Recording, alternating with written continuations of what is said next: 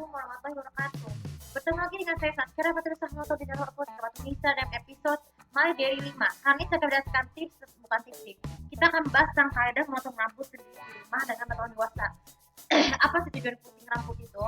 Jadi gunting rambut itu kan ada dua perkara. Untuk laki-laki ya, memotong rambut itu juga agar tidak tergondrong karena kita tahu orang muslim itu tidak boleh mengharamkan laki-laki itu memotong rambut panjang, kecuali kalau misalnya bergondong kayak wavy gitu kan nggak masalah, tapi dengan syarat tidak boleh terlalu sampai ke arah punggung. Tapi kalau perempuan bebas boleh potong pendek tuh karena mengikuti kaidah hitam gitu ya. Nah, apa sih kaidah yang kedua? Yang pertama nih, kalau dengan memotong rambut sendiri dengan orang dewasa, jadi hasilnya tidak akan hanya rapi, tapi juga bisa mudah untuk mengurangi rasa kegatalan. Kita tahu apa rasa kepala gatal di kepala itu, jadi bukan hanya karena ketombe kuku tuh, tapi karena produksi rambutnya terlalu terlalu banyak ya, sehingga belum perontokan. Lalu yang kedua, nggak enak dari memotong rambut sendiri dengan orang dewasa itu yang kedua adalah ini. Jadi orang dewasa yang lebih berpengalaman memotong rambut tuh bisa bekerja sakit mata rambut, itu bisa di rumah tuh bisa menghemat irit uang. Jadi kita tidak perlu bawa waktu untuk memotong rambut di salon yang harganya tergolong mahal. Jadi dengan bantu orang dewasa misalnya ayah, ibu ataupun wali ya, memotong rambut secara sendiri di rumah itu tuh bisa orang dewasa bisa hasilnya tetap bagus. Lalu yang ketiga yang ketiga untuk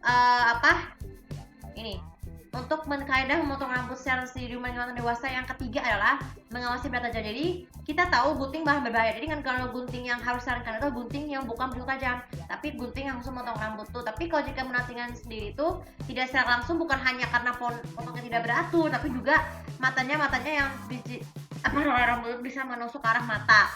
Dan yang paling penting sekali, kaidah yang kaidah keempat, kaidah memotong rambut secara di rumah dengan bantuan dewasa yang keempat adalah ini, membantu membersihkan sampah. Jadi kan rambut-rambut itu saya dipotong tuh kan suka berantakan. Jadi mengingatkan kita itu untuk selalu buang sampah. Jadi habis memotong kita menyadarkan diri untuk membuang sampah pada tempatnya. Jadi sebaiknya buangnya jangan di toilet, harus tempat sampah luas supaya rambut-rambutnya itu tidak mudah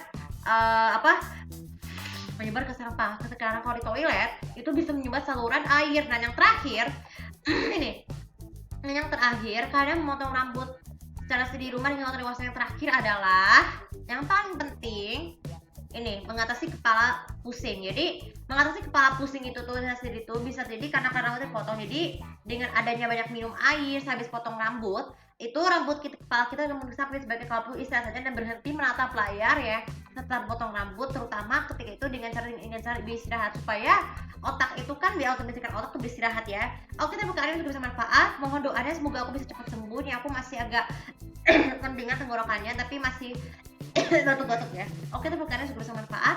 Dan jangan lupa seperti biasa untuk follow channel aku, komen, subscribe channel aku untuk tahu bagaimana cara dari kalian untuk mendapatkan kaidah dari memotong rambut sendiri di rumah dengan orang dewasa. Terima kasih. Assalamualaikum warahmatullahi wabarakatuh.